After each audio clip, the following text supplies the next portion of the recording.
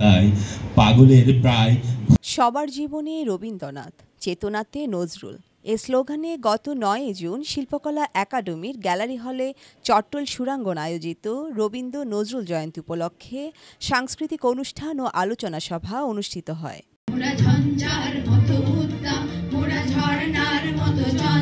সংগঠনের সভাপতি বিশিষ্ট সঙ্গীত শিল্পী মুক্তা সরকারের সভাপতিত্বে স্বাগত বক্তব্য রাখেন সংগঠনের সাধারণ সম্পাদক মোহাম্মদ আসিফ।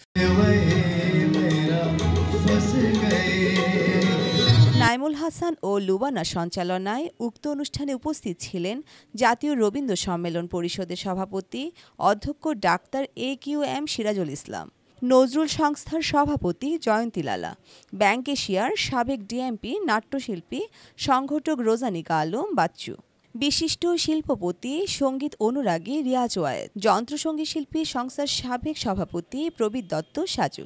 সংগঠনের উপদেষ্টা মণ্ডলীদের মধ্যে উপস্থিত ছিলেন প্রখ্যাত নাট্যকার, নাট্যশিল্পী এবং তির্যক নাট্যগোষ্ঠীর সভাপতি রবিউল আলম এবং বিশিষ্ট সঙ্গীত শিল্পী ইকবাল হায়দার।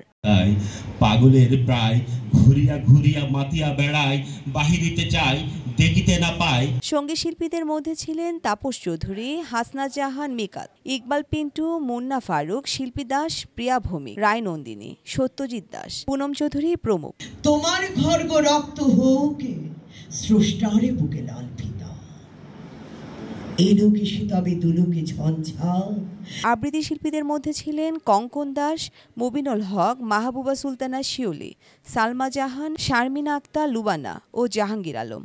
নৃত্য পরিবেশনায় ছিলেন রাবিয়া জামান, অ্যাঞ্জেলা ও পারমিতা। শেষে সভাপতি মুক্তা সরকারের বক্তব্যের মাধ্যমে অনুষ্ঠানের সমাপ্তি ঘোষণা করা হয়।